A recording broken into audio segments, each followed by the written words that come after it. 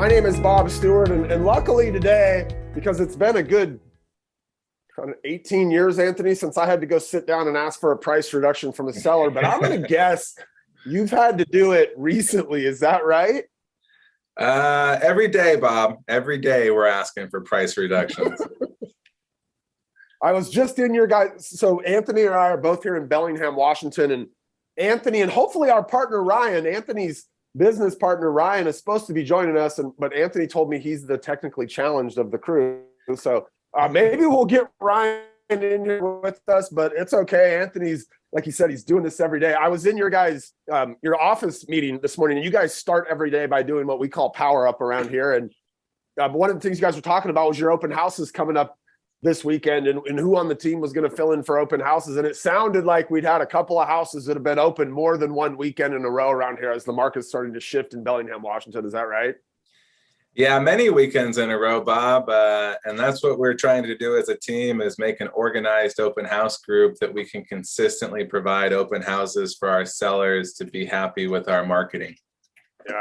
Yeah. And some of that's on people who we've had to go and ask them to reduce their price at some point. So we're going to focus today mostly on this idea of price reductions, because I think a lot of us are either in the market right now or we're just running smack dab into a market where this is happening, right, Anthony? At least up here in Washington, the market really started to shift. What would you say, like this over the summer, like June, July, somewhere in that range?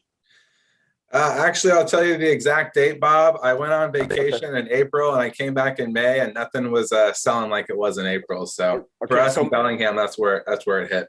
So it started in May, and now we're having, but what may be happening still in some of your markets that are already starting to shift is that consumer, they think it's 6 months ago still, right? And so they're thinking, they're coming to the table. Here's our buddy Ryan, and they're wanting to get top dollar for their home. And some of us are probably right now taking those listings at top dollar. So we're going to talk about not just the day you have to go, a month or 2 months into the listing and ask for the price reduction. We will talk about that, but we're going to kind of set the stage here on what you guys do over the whole life cycle of kind of working with a seller prospect to get them to the place where, a month or two in, we're having to, or maybe even 2 weeks in, we'll talk about that, but we have to go ask for that price reduction. So this is not just the scripts, although we'll get to those, of what we say that day we're asking for. It's what's the setup on all of this? What's happening before the listing appointment? What are we talking about at the listing appointment? And then ultimately, what are we doing when we have to go get that reduction? Look, these are not, Anthony, are they ever like super easy conversations, or are they always slightly uncomfortable no matter how many times you've done them? Well, they're easy conversations if you set expectations well. They're really uncomfortable conversations if you bring it up a month or two in and you never brought it up prior to that. That can get a little awkward. Yeah. Okay, so I'm going to share my screen here. We'll properly introduce you guys as we get in here and I share my screen. So let's get the show up here, you guys. If you have questions as we're going through here, go find the chat, and my friend Ryan, he kind of kicked the chat off for us, so you see a couple of chats in there from our other kind of co-guest here, Ryan Gregg. So we're going to talk today, we're going to dive in on price reductions really deep, and then we're going to finish at the end with some advice around expireds, and we may even have you guys come back and do a deeper dive on expireds. Anthony, I know you do a lot of expireds in your business. You teach and train the agents in your guys' business there on them, and you're even teaching and training agents all across our network of place agents on expired. So we may have you back to dive even deeper on that. So why don't you guys do me a favor, maybe in a similar way to how we do on our podcast, why don't you guys introduce yourselves? And then, because I know you guys are both humble individuals, I'll probably add some flavor on top of your introductions of yourself. But Anthony, go first and do me a favor. Tell me how long you've been in the business, what's your role today, and then maybe give them a sense of, how many listings have you done? Just give me ballparks in your career, and then maybe like how many this year. Yeah, Bob. Well, my name's Anthony. I'm a broker with the Ben Kenny real estate team in Bellingham here. I co-lead the team with Mr. Ryan Gregg, and I've been in the business for 11 years. I actually saw something pop up on my Facebook that I moved here 12 years ago last week, so that was kind of cool. I also do some consulting and coaching with Forward Coaching and work with clients, and we also teach a few classes there focused on listings. Anthony, how many listings do you think you've put up in your 11-year career? I would say on average around 30 listings, give or take. There's been some years where it's been a lot higher and some years where it's been lower, but I think per each year is averaging around 30 listings for me personally. And you'll end up by the end of this year somewhere in that neighborhood, I take it? Yeah, I think it'd actually be a little bit greater than that this year. But yeah, on average over the past 11 years around there. Ryan Gregg, tell me who's Ryan Gregg? Anthony gave part of your story because he said that he co-leads the Ben Kenny team here in Bellingham with you. But give me your quick story, Ryan. My name is Ryan Gregg, Bob Stewart, Anthony Zapata. Nice to be here with you guys. Like Anthony said, I have the pleasure of co-leading the Bellingham team with Mr. Zapata. I've been on this team about 8 years. Anthony and I have been leading the team for about 2 years. I'm right there with Anthony. We seem to go neck and neck pretty much every year. I do on average 30 or so listings on my own personal production for the year. And I don't know, I'm also passionate about health and wellness. So that's one thing I focus on in the team and within our company nationwide is making sure people don't get too stressed out, that we can do this at a very high level and that we can perform at our maximum energy levels all the time. So that's one thing that I'm passionate about. And you'll see some health and wellness classes coming up in the next couple of months. One of the foremost, like you get up at 4:30 in the morning or something and say, I don't even know what time, I don't even want to know what time you get up, but he's one of those guys, everybody. Anthony, you're not one of those guys, are you? Well, I actually sleep until 5, Bob. I was Ryan's roommates at the Built How event, and he's up at 3:30 and I'm sleeping in, so.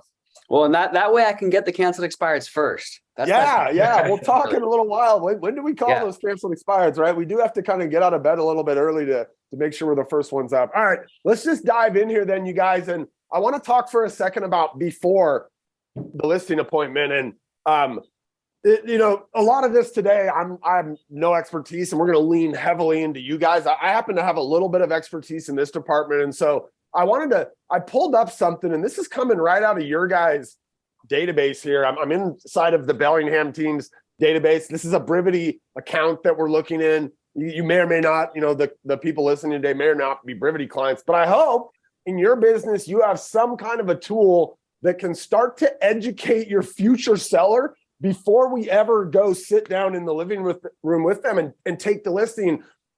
And this is an example of, one of a number of people that are in here this morning in your guys' database looking at what we call market reports, gentlemen. And you guys are super familiar with this stuff.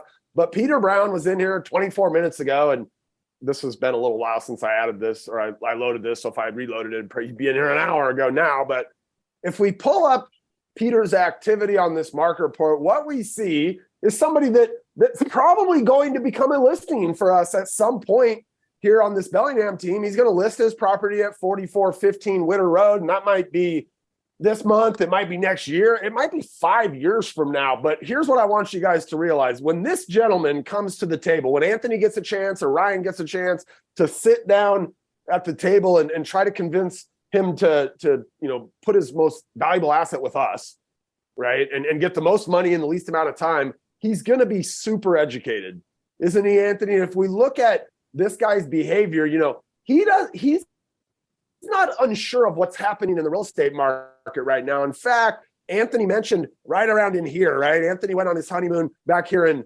April, and he came back in May. And this guy's been watching the market the whole time. Now, as I get in here and look at Peter's report, I promise you back in April, the report he saw had a whole lot more red on it, guys, didn't it? It had a lot more properties sold. And when we went into these properties back in April, it tended to be, if they listed at 655, they sold at 715, right? Or 675, or at the very least 655, right? And now what we're starting to see and what he's been watching since May is couple things. These pendings sit on a little bit longer before they go pending, right? These actives sit out there a little bit longer before they go pending. Then when they go pending and they ultimately sell, not everything this guy's seeing around him is selling like it did back in April or February. And so the point here is we want to make sure that we try to the best of our ability to educate the people that might, soon be sellers in our market. And you guys have, like, on your team every single day, and we can look here, right? Here's today and yesterday, right? We got 50 people that are in here looking at your guys' market reports. And look, a lot of them are very similar to Peter in that this isn't the first time they looked at it. This happens to be the first time this person did look at it, but we just started sending it to them the day before. And man, if they didn't look at it a few times yesterday, what do you guys, like, give me a sense of how valuable or important it is to you guys. Ryan, I'll maybe start with you, that your prospects are educated, that when you show up, they don't think it's April's market still. These market reports are one of my favorite tools in Brivity because it's doing this regularly. They get to see that regularly. They get to see a nice, clean report come, and it's branded with our team. It's branded with our image on there. So they can watch that. And like you've seen with just these couple people, a lot of people will go out to look for these. And an easy script is, Bob, a lot of people go search on Zillow or go search on Redfin for this information. And the nice thing about our market reports, they're going to be delivered to you as frequently as once a week or as more like once a month. So it's a great way to stay updated, just like somebody might go check their stocks or their other most valuable assets in their life. And they'll use them. They'll check them. Yeah. Okay. So before we ever show up, look, not every single listing you guys go into has that person been tracking the market and is well aware of, the turn that's happened here or how things are different than they were 6 months ago when their friends sold their house, right? Not everybody is going to be educated like this, but if we don't do this, we got a much higher likelihood they're not going to be educated, and you're going to be walking into a listing appointment with somebody that might be, in the mindset of a market from 6 months ago. So we'll do our best to make sure they have one of these things. And if you're a Brivity user, you should absolutely make sure anybody in your database that has an email and a physical address should be receiving a market report, so they're well aware of what's happening around their house. Now let's get in to the listing appointment, Anthony, because I think this is really where the price reduction conversation starts, if I'm not mistaken. So yeah, 100%, Bob. I mean, going back to the first slide, we have two different types of sellers, right? We have now sellers and we have later sellers, and majority of our business is later sellers. So just like Ryan said, we got to get people back to the website and looking at the market reports. It's one of the most open emails. And if you want people to come back to your website, we want them to see your face. Now they're coming back to the website and we schedule an appointment with them and we're going to meet with them. Now we're going to the listing appointment. And we got to price the house correctly, because most agents right now are pricing off of data that's inaccurate. Because I know there's some agents on this call right now that are pricing the home based off of what the market trend is instead of based off of what people are currently buying houses for, with a 7, 7.5, 8, whatever the interest rate is at the time that they're going to make an offer. And so if we're going to be correctly pricing a home in today's market, we have to know how to present comparables to a seller. And that seems to probably be the biggest issue, Bob, because I went on a listing appointment a couple weeks ago and we met with this seller and we went over all the values, and he interviewed a couple agents and he called me back and I said, well, why are you wanting to work with us? And he said, because you presented all the data and the information. I said, what did the other agents do? And he said, they said it was worth this. They said it was worth this. And I said, was there anything to show you?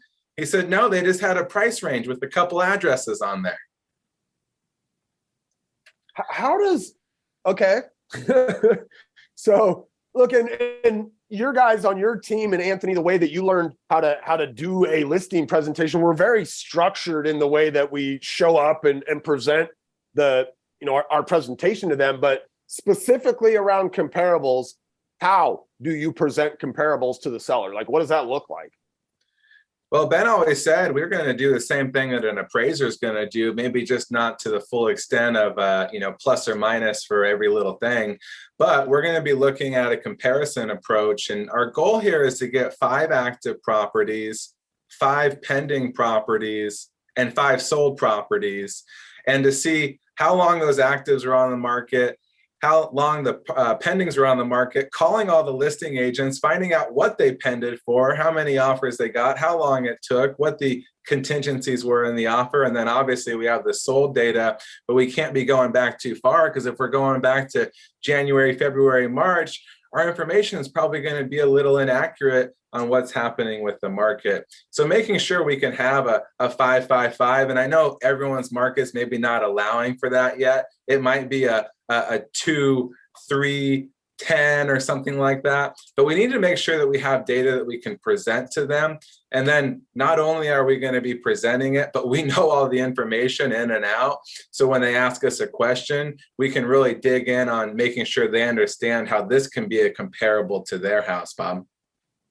Anthony, it's been a while since I've seen Ben do his listing presentation. And I know back in the day, he used to, literally those 15 properties, let's say if we're able, we're lucky enough to be able to get to 5 actives, 5 pendings, and 5 solds that we're using as comps, he would literally print those things out on a piece of paper, and he would slide them across as he talked about each one and gave, the square footage and the bedrooms and the bathrooms and the price, and it's active, and he'd slide them across. And are you still doing that kind of a physical presentation to the client, or are you sometimes doing that on an iPad or something where you're just kind of scrolling them and letting them see them visually on the iPad? Yeah, that's a good question. Everyone does it differently, but I love sticking with a physical presentation of providing the comparable sales to the seller and sliding them over if that's what they want. So setting expectations, first off, we have to know who we're working with. And some people want to be digital and some people don't like that. So before you ever go talk to a seller, ask them that question. Hey, when I go over some data with you today, Bob, would you prefer that I print it out, or would you like to go over it on my laptop? Love that. Love that. Okay. So we got these 5 actives, 5 pendings, 5 solds, and we're literally physically showing them and taking the time to slow down, right? Not like those other agents that you mentioned and just being like, here's a price range. And believe me, we looked at all the data. We're actually showing them the data so that they can see. Now, tell me, so I've got actives. Why do you show them actives? Well, we needed to see who their competition is, Bob, because they're probably not the only house on the market like they were 6 or 12 months ago. So we need to know who they're going to be competing with and how long their competition's been on the market.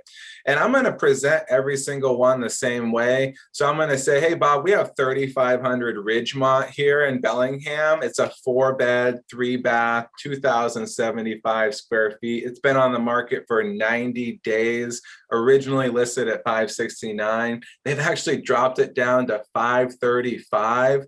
And if we look at the history there, they've done 3 price adjustments in the last 90 days. Let me tell you about it.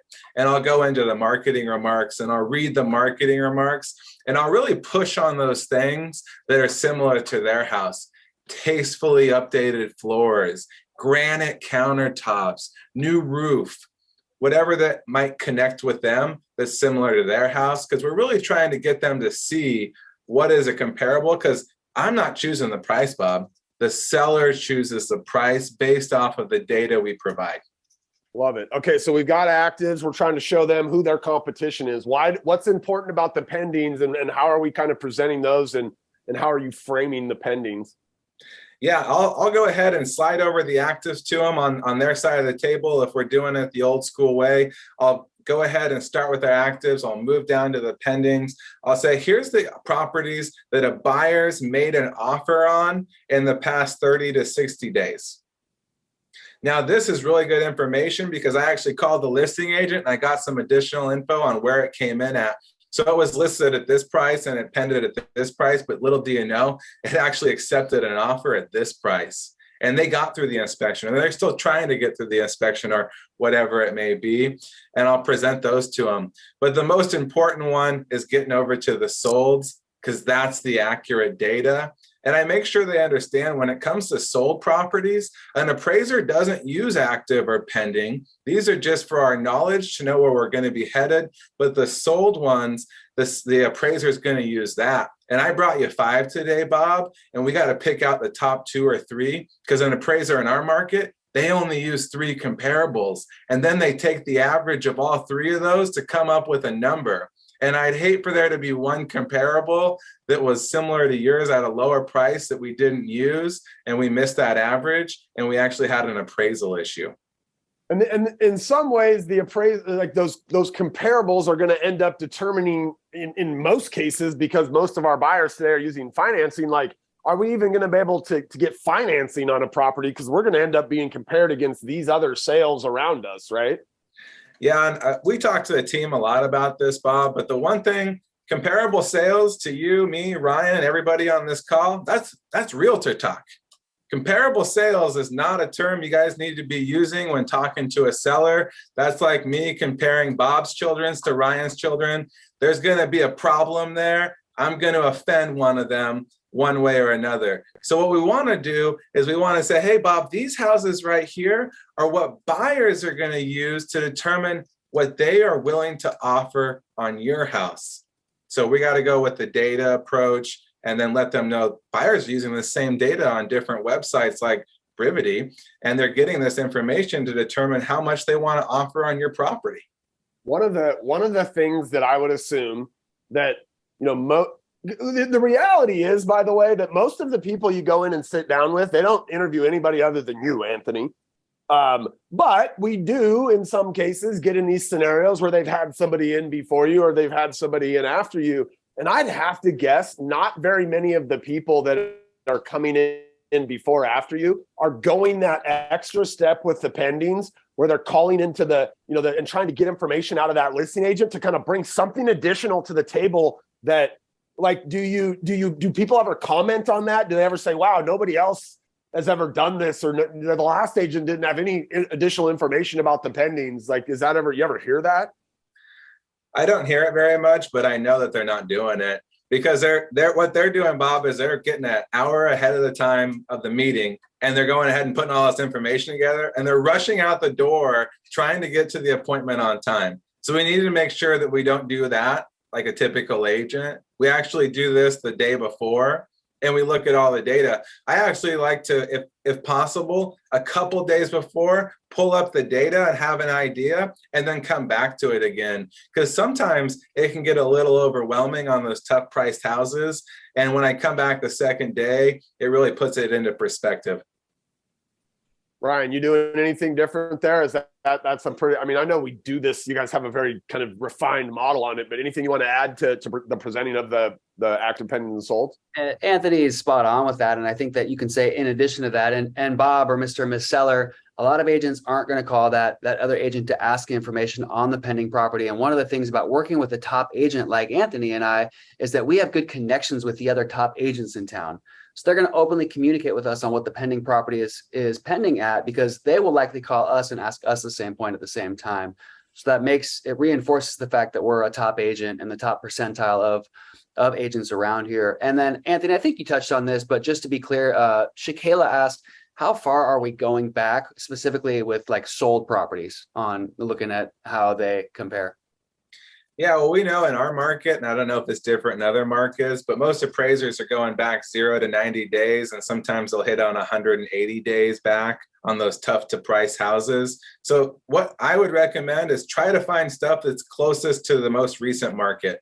0, 60, 90 days. We start getting 100, 200, 300 days in, and our pricing is going to be a little bit off, especially with the height of the market back then. So I would be cautious, but you know what? We can't always have that luxury. So sometimes you still have to go back 6 months, a year. Sometimes you got to go back out 5 miles, 10 miles, 20 miles, because there's such unique properties. So it is case by case. I like Jason said most agents I know won't give you what the house went under contract for in case the contract falls through. But I love the way that Ryan presented it to the sellers, which is, a lot of people won't do this, but one of the reasons they will do it with us, we've been around here for a while and we've built these relationships. And so, yeah, Jason, Well, I'm sure Ryan and Anthony come across agents that are like, get lost. I'm not telling you anything, man. But at the same time, Ryan's probably scripted enough to just be like, hey, no, I totally understand, but listen, maybe one day you'd want the same information from me. And, I'm just trying to help my sellers get their house sold like you were trying to do with yours. And, but I love that approach and kind of how you present it to the sellers, Ryan. Let's move on to the next kind of concept here, these 3 pricing strategies. So I know either one of you guys are familiar with it. You want to bat them back and forth?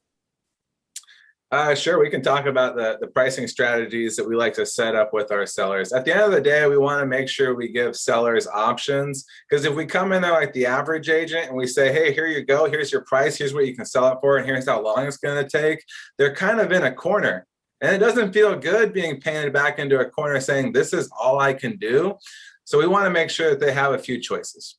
Bob, the first choice that we could do in your pricing strategy would be underpricing the house in order to get offers in a shorter period of time and potentially drive up traffic to bring more than one offer. Now, this pricing strategy works for someone who's looking to sell the property sooner than later. The second strategy would be what we call retail pricing.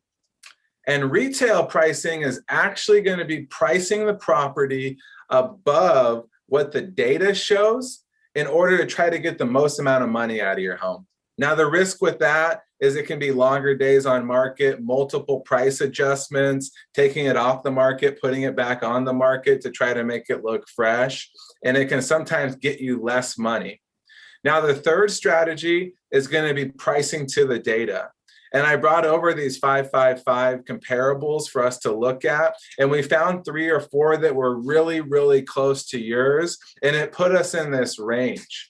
And this range would allow us to get an offer potentially in a reasonable amount of time. And it might require 1 or maybe 2 price adjustments if we don't get the traffic that we need to go or we need to get. So based off of those 3 strategies, Bob, which one do you want to do? What do most people pick, Anthony? Like, I'm curious and maybe it's like, I don't know, a third of them do, like it's very varied, or there's a certain type of individual that picks, or there's certain scenarios that pick certain options. But is there a common kind of like best pick or most obvious pick? Most of the time, my goal is to get them to price off the data. And so they'll ask like, well, I don't know, it kind of seems like this would be a good option. And maybe they pick the data option, which a lot of times is what I'm kind of portraying for them to go towards, but they don't always. And so then I'll go back to that. Okay, well, let's talk about the benefits and the negatives of going on retail pricing and how that might affect you. At the end of the day, it all goes back to their why. So, Bob, you told me you need to be here in this time frame, and you told me this and this and this. If we don't do that, and we did this pricing strategy, and it leaves you on the market for a long time, and maybe you get stale, is that going to affect you in your transition? And a lot of times they'll lean back more to the comparable approach and using the data. Love it.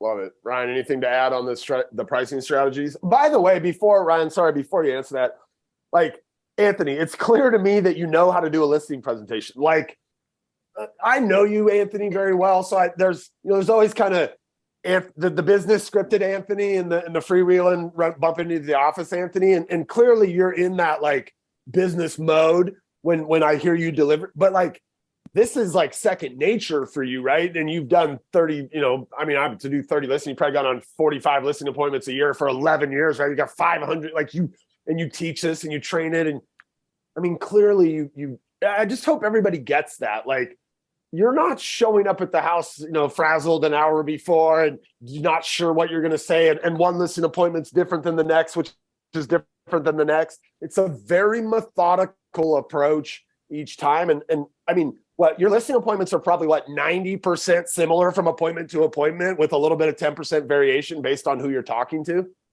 Yeah, they don't really change, Bob, because when I first started, Ben, whenever I saw him, he wouldn't ask me, hey, how are you doing today?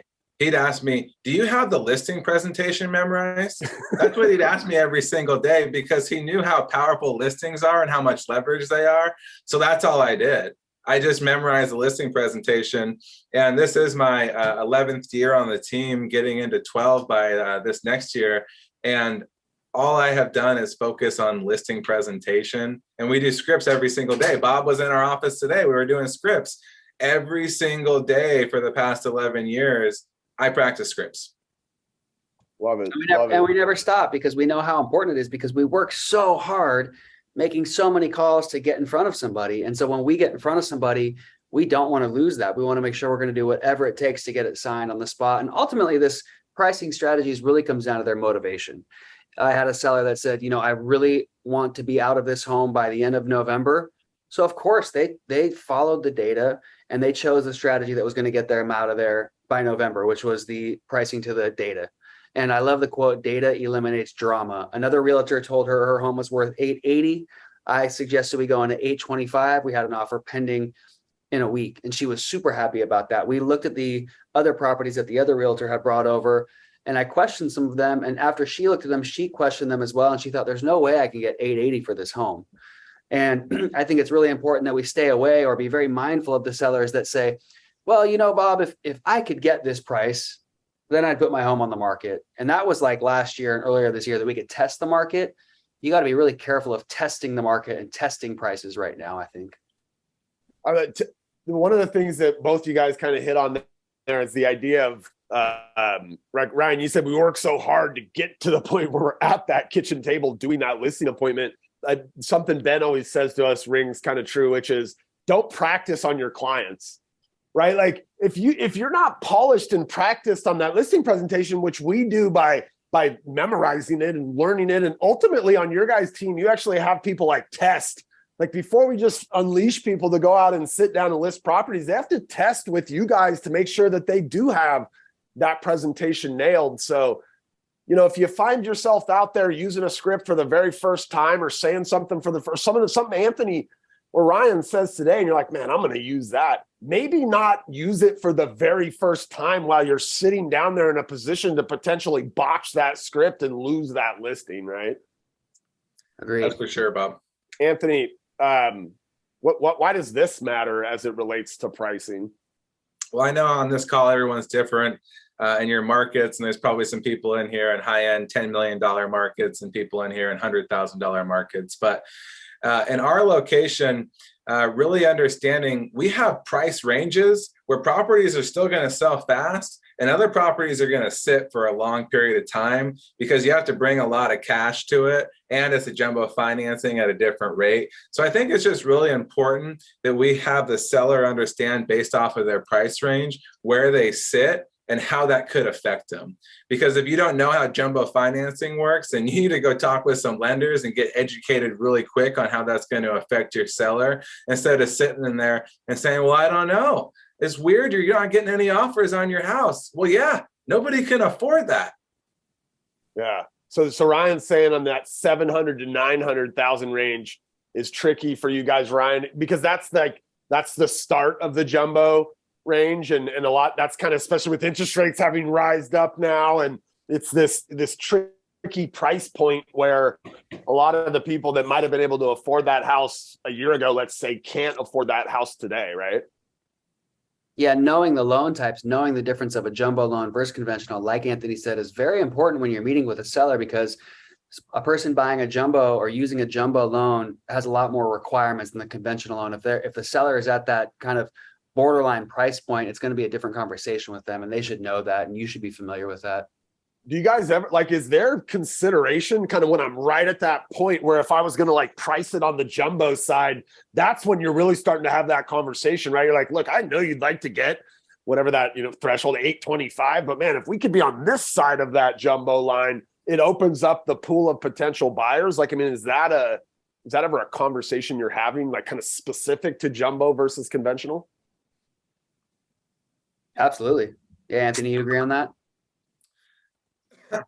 Excuse me. Yeah, I mean, it's really important to know, because a lot of these properties too might be on the threshold and they're trying to get the top dollar range. But if they came down 50 grand into what the actual value is worth, now they're in conventional and the buyer pool is so big.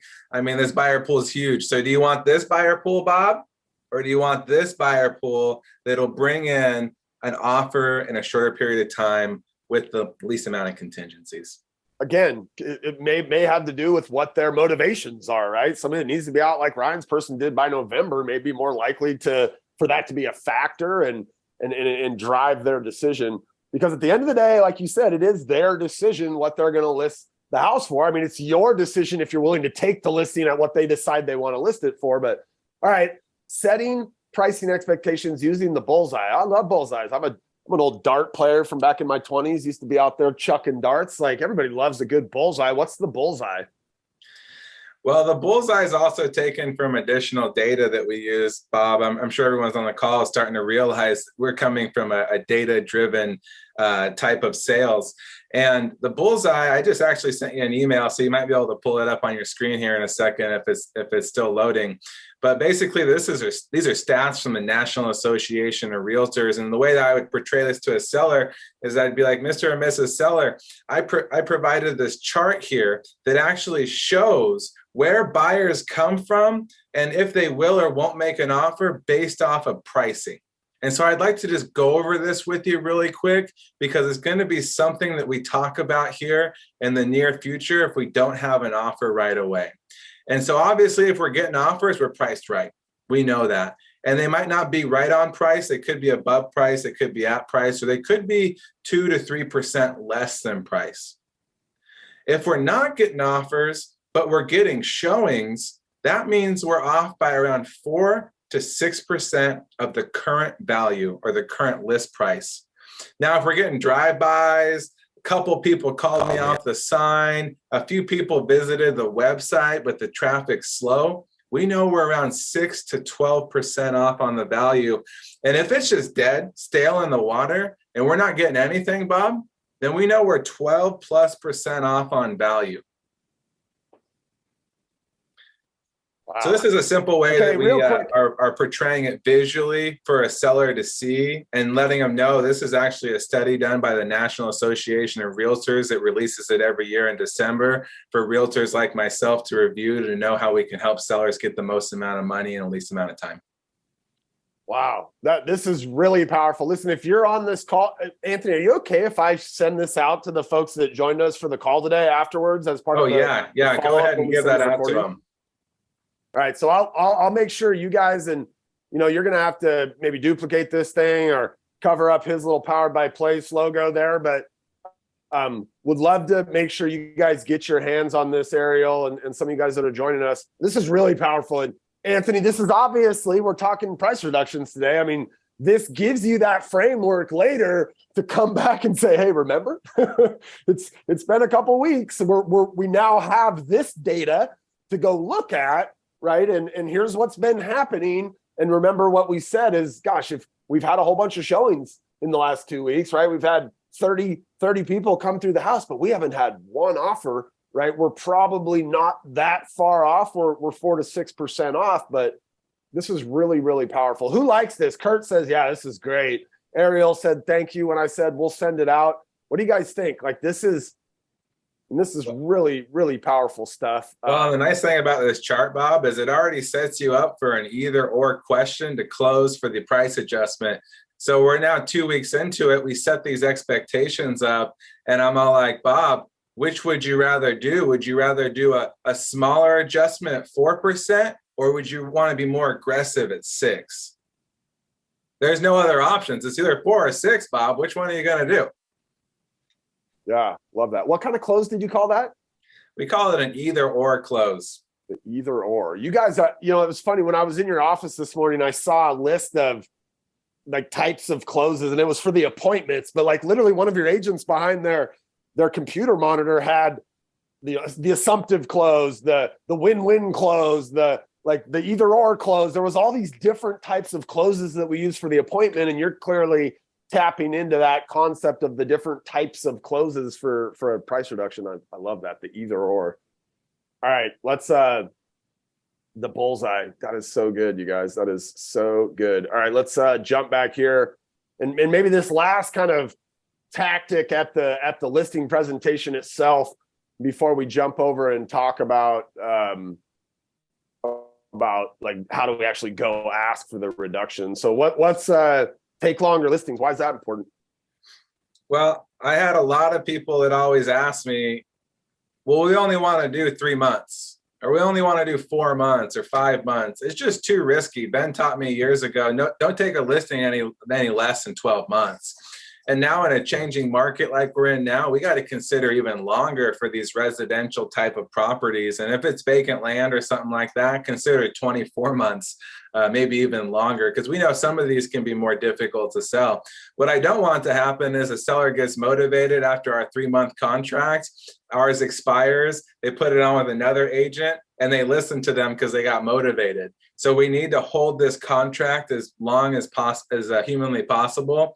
And so I recommend for anybody on the call, if they're taking a listing and they say, we're only going to take a 3-month listing, that's perfectly fine, Bob. You can cancel this listing if you're unsatisfied at any time. I just don't want to have to come back here and make you do a bunch of paperwork to extend it because you were happy with our services. So I'm going to go ahead and put down an 18-month period. And then if you're not happy in that amount of time, feel free to cancel it. I'd just like to know why.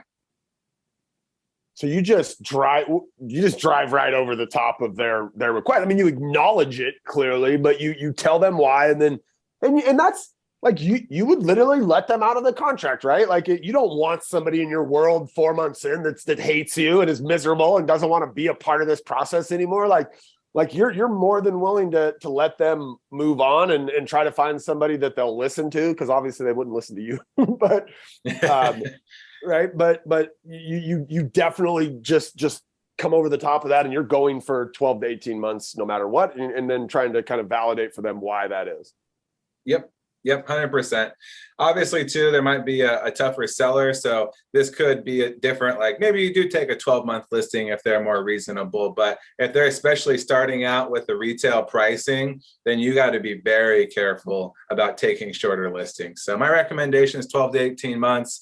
At the end of the day, get as much as you can. Remember, they can cancel at any time if they are not satisfied. Somebody's asking for the scripts around this.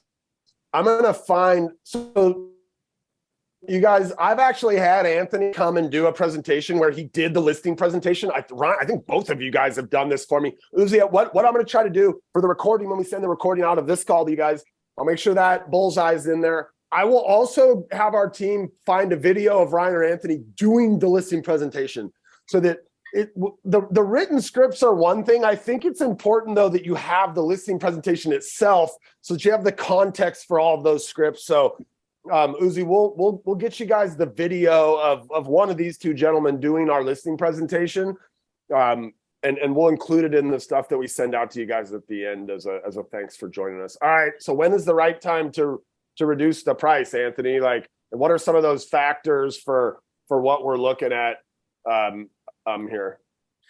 Yeah, so I mean, you have the slide up that's perfect for it. Really just paying attention to what's happening in the market. If we saw a similar house down the road that sold in, say, a week or 2 weeks at that price, and ours is still sitting on the market after a week or so, we know there could be a potential issue. So we always go back to average days on market, how long it took to go from an active listing to a pending listing, and closed sales, all the data. We're always going to be reviewing it by sending out these market reports or market stats.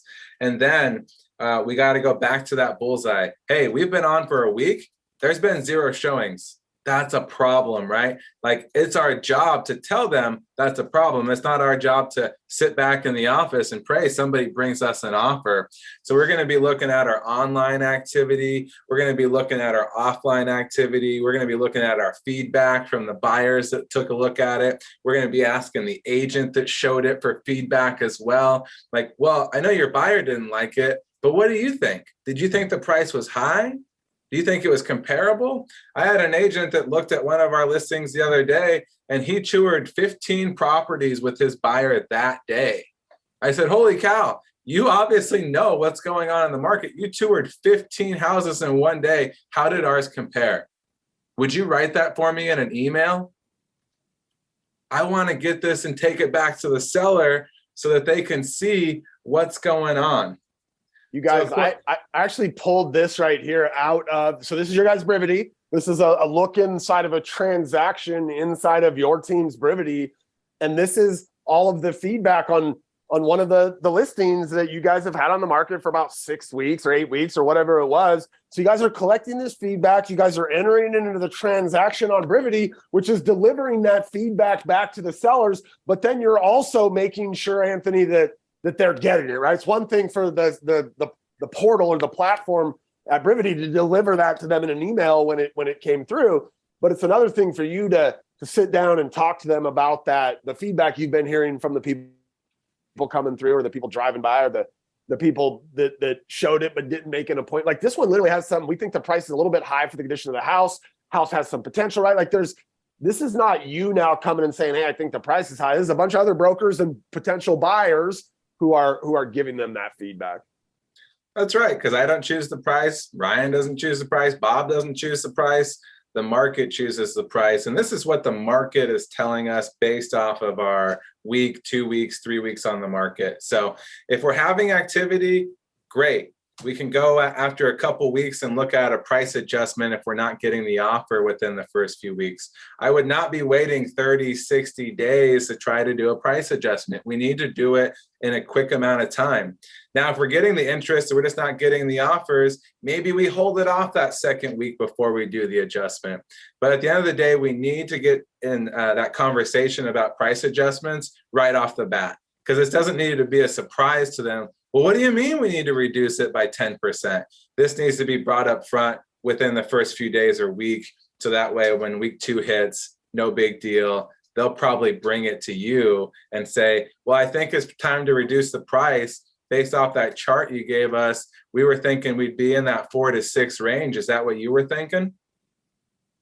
You mentioned market reports just a second ago, and we started with this as a way to kind of educate the seller before we ever show up at their kitchen table. But you're continuing to give them that market report to educate them while they're in the market as well, right? So their market report now starts having their house sitting on it in green as an active listing, but they can see that other activity around them. They can see that, you know, that competition of theirs that listed at 20,000 lower, which is what the data showed they should have listed at. They can see that one go pending, right? They can see what's happening around them.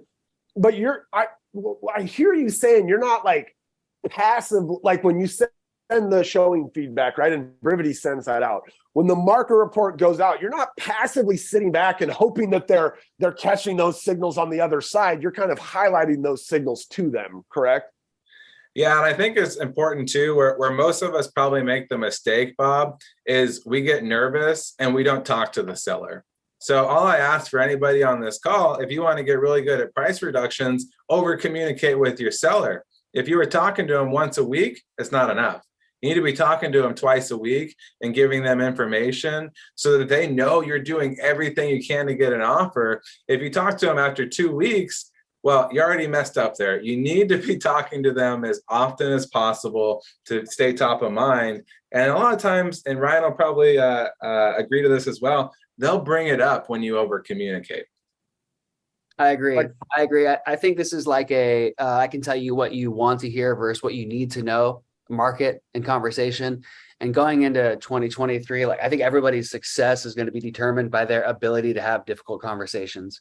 And we can sit back and wait, and we can sit back and hope things are going to sell, or we can be very proactive with our sellers, set the expectations up front. And like Anthony said, when we do that, come 30 or 45 days, they're going to say, you know what, Anthony, it's probably time for us to drop the price. And we've had a fair amount of activity, but not a ton. So I remember that bullseye you showed me is 5% enough, or should we go more like 7 or 8%?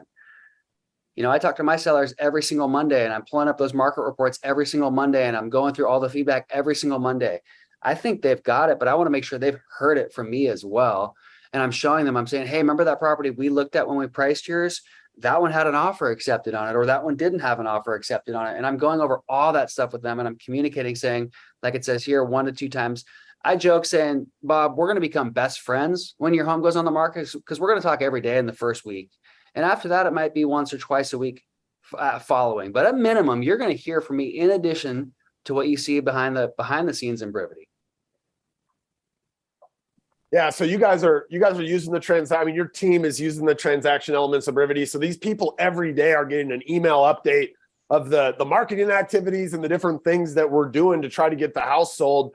But you're saying early on, it's going to be multiple times that first week or two potentially, Ryan, and especially as the market changes and we know that, as this market changes, there's a lot of uncertainty, right? Like sometimes we're putting these houses out, we're like, I don't even know if this price is going to get an offer, but that constant communication, you used this phrase earlier, Ryan, data eliminates drama. Anthony, like maybe and obviously if we haven't gotten that message by now, 50 minutes in, I don't know what you're going to say here to drive it home, but maybe just put a nice bow on data eliminates drama for me. Well, I always just think about it because a lot of people are going to ask us a question. Well, what do you think? Or what's your opinion on this? And I'll be like, Bob, that's a great question. Let's go back and see what the data is showing. So I looked at your neighbor's property, ended up getting an offer on it. That was at 570. And then the other one that just came up on the market, that one's at 550, but we're at 6. So what do you think? Should we do that price adjustment down to 570, or do you want to be more aggressive at 550 because the data is showing that's what people are willing to make an offer at? So just portraying that so they understand it and they can say, well, you said, well, I didn't say anything. I just provided you the information so you can make an educated decision. This reciprocity to get price adjustments. The concept of reciprocity in general, one of my favorite books that Ben ever has us read is called Influence. I brought it up this morning in your guys' team meeting when we were talking about the idea of consistency and how do we get buyers to allow us to influence them when they're an internet lead who doesn't know us, and we can consistently show up. And we talked all about that this morning. But another one of the tactics of persuasion and influence is reciprocity. This idea that I do something for you and you do something for me. But how does that play out in the idea of getting a price reduction? Like, what are you giving the seller in exchange for what they're giving you? Like bring this to life for me. Well, I think most of us are going to overthink this, and we're going to have to try to come up with something fancy to provide the seller as far as our reciprocity goes. But we need to think really, really simple. And when I think simple, I think well, how about an open house? Like if I did an open house, maybe they'd do a price reduction. So we can do something like that. Or hey, if I were to do this advertising in my second tier of my marketing strategy, then we can get a price adjustment. So I'd be like, hey, Bob, I know you said you wanted to do a price adjustment. The data was showing somewhere between 4 and 6, but you want to do 10,000 instead of 40,000. If you'd be willing to do the 40,000, I'd be willing to have our team host 3 open houses Friday, Saturday, and Sunday to drive more traffic with that price adjustment to get you an offer quicker. So provide them something simple. Do they ever negotiate with you? Do they ever negotiate? Are they ever like, how about 2 open houses for a $30,000 reduction, Anthony? That's what my wife would do, by the way. Yeah. Well, she's a good salesperson. So yeah, of course she's going to do that. Of course, there's always going to be somebody that's going to negotiate, but we're always providing, a little bit higher. So I always want to shoot higher on the price adjustments, shoot lower on the pricing amount, knowing that they might want to do the biggest amount. And then we can come down to what they're comfortable with. So for that example, I'd say, hey, if you'd be willing to do a $40,000 price adjustment, well, I wouldn't do 40, but I'd do 30. Okay, well, we can go ahead and do 30. That's where I was wanting them to land anyway. If they would have done 40, it would have been a huge win. Got it. Extension. So even though, I'm assuming sometimes maybe they're just not willing to sign it for 18 months or something, or maybe they are and you're at that point, or you're approaching that point. But talk about extensions for a second. You're not getting them the day after it expires, right? You're looking to what, kind of get them much in front of that point.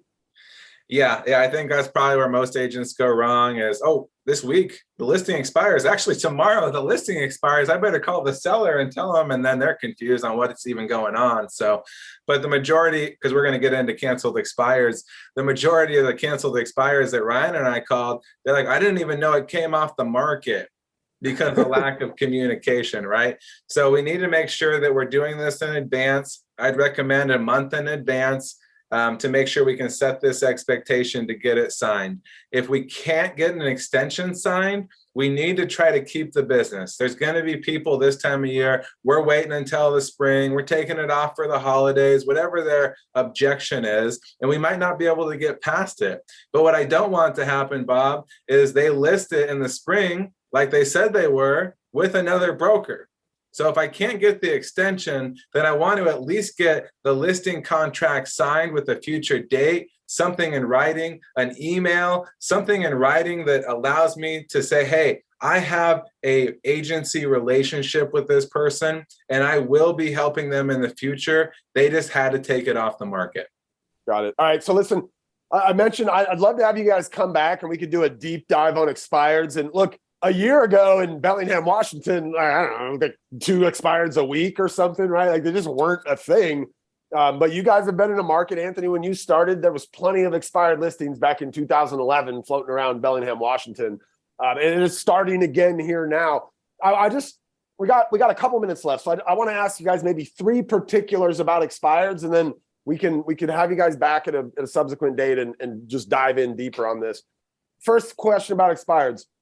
Where do you find the data? Like, how do you get the homeowner's phone number to call that guy at Ryan 4:30 in the morning? You're not calling him that early, are you, bud?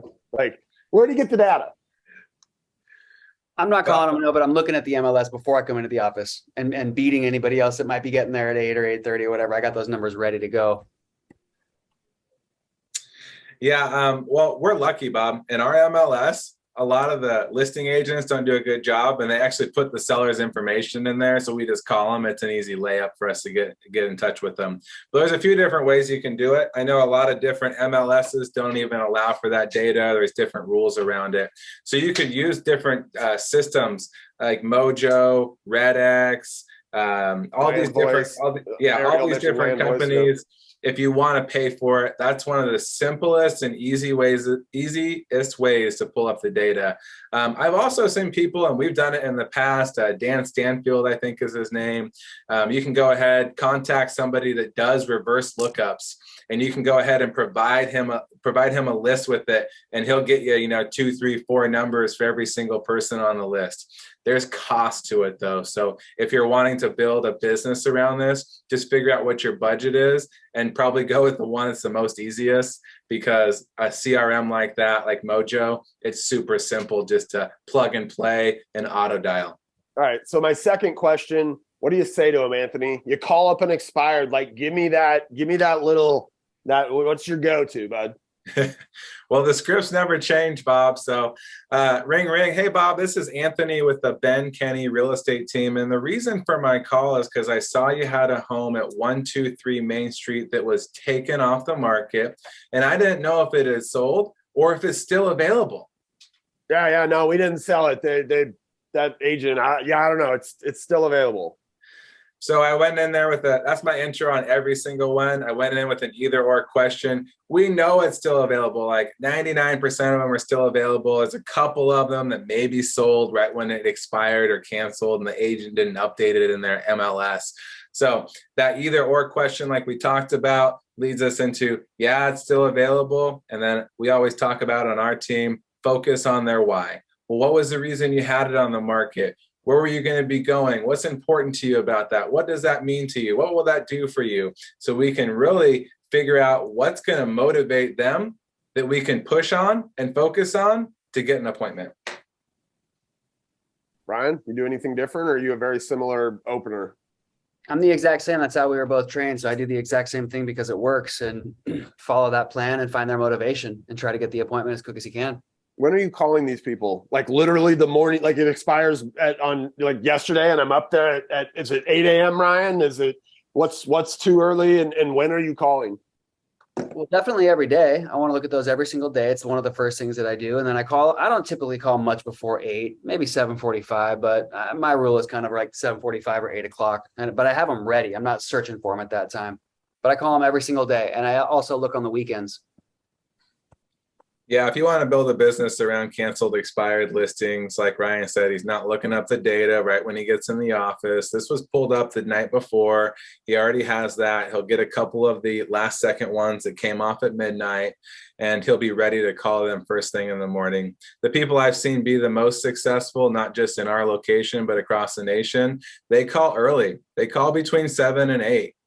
You want to be the first one, so then you can set expectations with them to not answer any more calls, so you can go over there and secure the business. So the earlier, the better. But at the end of the day, Bob, you're not always going to talk to people. So it's all about follow-up. That's the most important thing with canceled expireds and any potential person or lead in our database. Anthony, Ryan, I'm never disappointed when you guys come join me. Listen, how would, if Ryan, you left your cell phone number in chat there, holy smokes, 206-227-5487. If you wanted to text Ryan, Anthony, how would somebody, if they had a question for you or wanted to connect with you, how would they go about doing that? They can go ahead and reach me, Anthony at forwardcoaching.com. It's the easiest way to get a hold of me. Feel free if you guys need any material. We are in the middle of a listing course right now that has a ton of these scripts, a ton of visuals. We even share our listing presentation with you, our Ben Kenny Place listing presentation. So if you want to sign up for that, feel free to shoot me an email. I'm sure anybody on this call, it's a Brivity user, you get a discount on that. It's a 16-week course. We're halfway through it. All the videos are recorded. So feel free to join us if you want more of this information. We talk about all this and more. Ryan, do me a favor real quick here. I'll grab it for everybody. Ryan put in the chat, you guys, before you leave here, a link to him doing the listing presentation. So that listing presentation Anthony mentioned you get your hands on if you were part of that forward class it's the listing presentation, I think, that's in Ryan's video here. So I don't know, watch it and go R&D it and rip off and duplicate. We don't care. We believe that competition, giving you guys all the tools we use, makes us go out and create new, cool, innovative ways to differentiate ourselves. So R&D the heck out of us. We love it. Anthony, Ryan, thank you guys. You guys are amazing as always. I appreciate your friendship and your willingness to share. So high five, guys. Thanks. You too, Bob. Thank you. And thanks everybody for logging in. You guys have an awesome afternoon. My name is Bob Stewart. Do me a favor. I'll be in big trouble if you don't. How do I get back? There's a survey. When you close this down, Crystal and Denise and Gail and Jenny, there's a survey that's going to pop up. I think it's 3 or 4 questions. Answer that survey for me. It'd help me. Otherwise, Zoe's sitting outside my office right now. I can see her. She's laughing at me. She's pointing at me. She's saying they better do the survey or you're in big trouble. You guys have an awesome Wednesday. Ryan, you guys get back to work. I took you out of your lead gen time. Go find that next listing, and hopefully we can price it right so we don't even need to have these discussions with them. I'll talk to you guys later.